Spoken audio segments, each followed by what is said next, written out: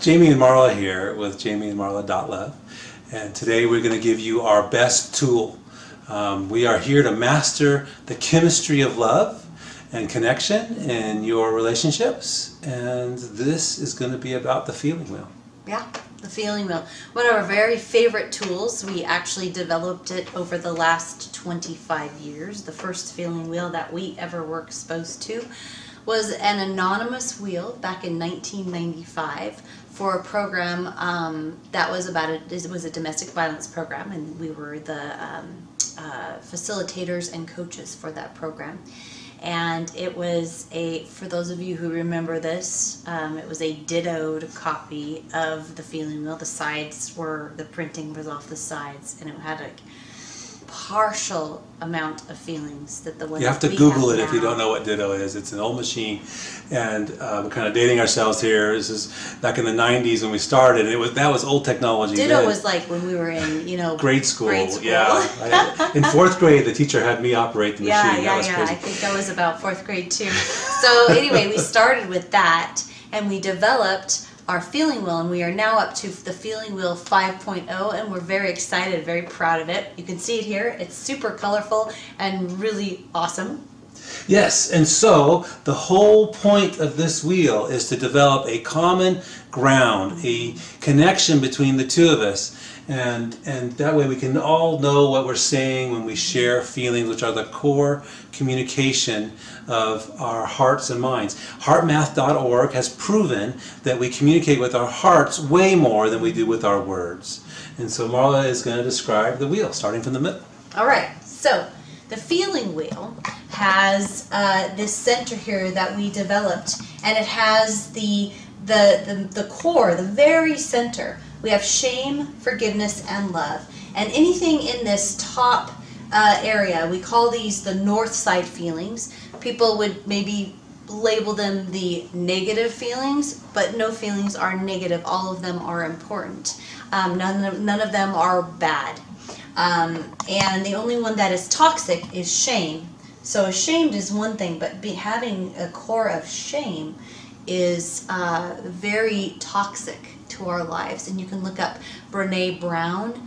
You can look at her TED Talk on vulnerability. And so we created this center because shame is really truly the opposite of love. When you clean up the shame, you clean out that toxicity, it actually becomes rejection. We all have rejection in our lives, and the idea is that we recognize rejection, but we don't allow it to be, instead of saying I did something wrong or something wrong happened, shame says I am a bad person. And so we want to just be very clear that shame is toxic. The bottom of this core has peace, power, and joy. Opposite of joy is abandonment.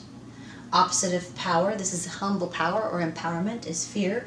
And opposite of peace is control. And every single relationship that we have ever coached, including our own, we don't coach our own relationship. At least we try not to. Jamie doesn't like it when I coach him. So. Who would want that in their relationship? Every relationship has an abandonment control cycle that is present.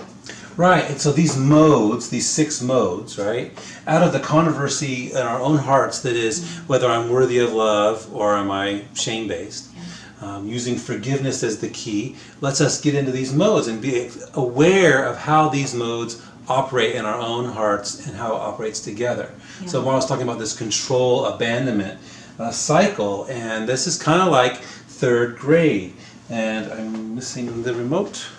And so 3rd grade is really kind of like boy likes girl, hits girl, or tags girl, says haha, you're it, and he runs away, right? And so she chases, and then he runs, and maybe she catches him, maybe she doesn't, and then gives up, and then he has to decide. And that's kind of how our relationships go. We have control, abandon, turn around, do it again. Sometimes it's control, sometimes it's abandon. Yeah. And so with the control abandonment cycle, in our relationship, to bring it closer to home, I was the identified controller and Jamie was the identified abandoner. And what that looked like, so you can get kind of put a finger on what we're talking about, is that when our kids were little, they're now adults in their mid-20s, but when they were little, I was a stay-at-home mom, and Jami was working a lot of hours, and so he'd get home from his job, and he would come in and we'd do our normal greeting, and then he would say, oh, it's been a really long day. I need to go take a mountain bike ride with your brother, so I'm going to give him a call. And I'd say, sweet, inside I'm feeling not very happy about this because I've been alone with the kids. But on the outside, I'm sweet and, oh, okay, I understand. Except for I was really hoping that we could actually, whatever. And he's sensing my heart, and so he's really wanting to abandon because he's feeling controlled by me, or at least being afraid of being controlled. So then he comes back with, no, I'm going to do it. I really need it. And then I would be angry. My anger would show, and I would say, really, I've been here all day with the kids, whatever that looked like. And then he'd say, well, for sure, I'm going to go take a bike right now, right? There was no reason why he'd want to stay and hang out with me. And so that was our cycle of control and abandonment. I was so used to abandonment. My father was emotionally abandoning as growing up, which most fathers were when we were kids. And and Jami's mom, she was more controlling. So we were used to the dynamics and didn't realize how they were affecting our relationship. And they were causing this. So it was my fear of him abandoning me, I would control, and his fear of me controlling him, and he would abandon. So, as we realize that these modes are our choices, and we can move in and out of them, we can recognize what's triggering us into these modes. And so it turns out that anger can trigger fear, or it can go. And this wheel is not a hard, fast law about how things work. It's an illustration of how our feelings are triggered into modes. Modes are like habits that we've had our whole life. We don't even think about it, and oftentimes we're taking out our anger and frustration from somewhere else, here on our partner. Unfortunately. Yeah, and that's the crazy part of this, right? So remember that our hearts are doing the communication, so when our hearts and our words don't match, that's where this conflict comes from. And remember that you don't have to be, I don't have to control or abandon you. You just have to be afraid that I can or that I will. And so by acknowledging that those feelings are present and speaking them out loud with each other, and we're going to talk about check-in next time. It's one of our next best tool after the wheel is our check-in format that we will give you in detail in our next video. This exciting stuff, the feeling wheels, is very useful. One of the things about it, by the way, is that we realized, okay, so we made this wheel around 2002, and it's been upgraded a few times. This is the 5th version, right? When our clients came in and did the tools that we gave them, this anger always became respect.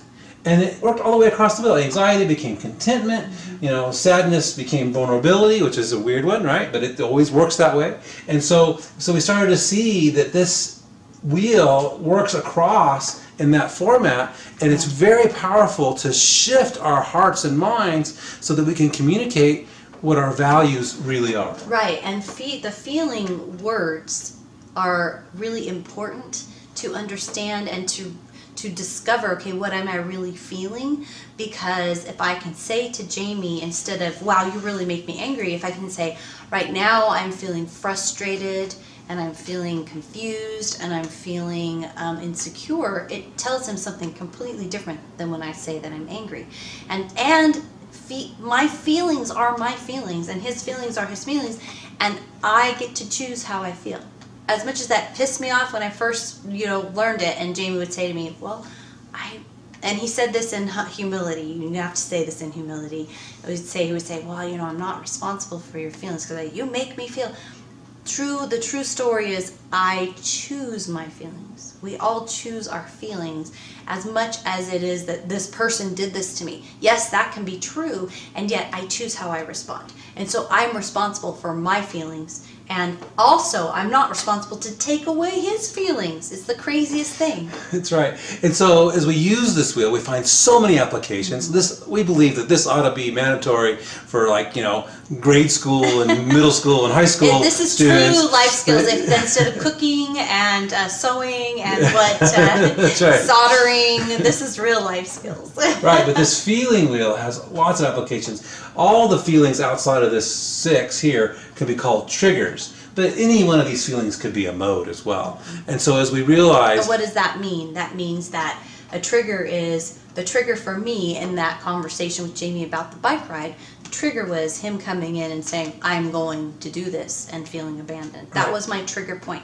And the mode I got into was controlling. And so that's the trigger and the mode. Right. Right, and that control abandonment is ever present until we shift to a peace and joy cycle. Right, we can have that peace and joy, and we believe that you can choose your feelings at any moment. You can choose how to feel about whatever's happening. There are many applications of this. We will go over how to use this wheel and check-in our next video. You can actually get a copy of this wheel. We have laminated copies somewhere. It looks like that. It looks like this. this. It's just a laminated 8.5 by 11. That's right. It's 8.5 by 11, and it has this on it, and those are $10 a piece. And we hope that you get one because they're very useful for many applications and will be handy to reference in the moment. In the meantime, you can get a free 4.0 version on our website as well, just by going and copying that graphic. And we're super excited that you have chosen to come along on this journey with us, because I have to tell you, it will change your life. Right. So the feeling wheel is the first tool in a series that we're going to be giving to you here on this channel. We'll see you here again next week. Take care.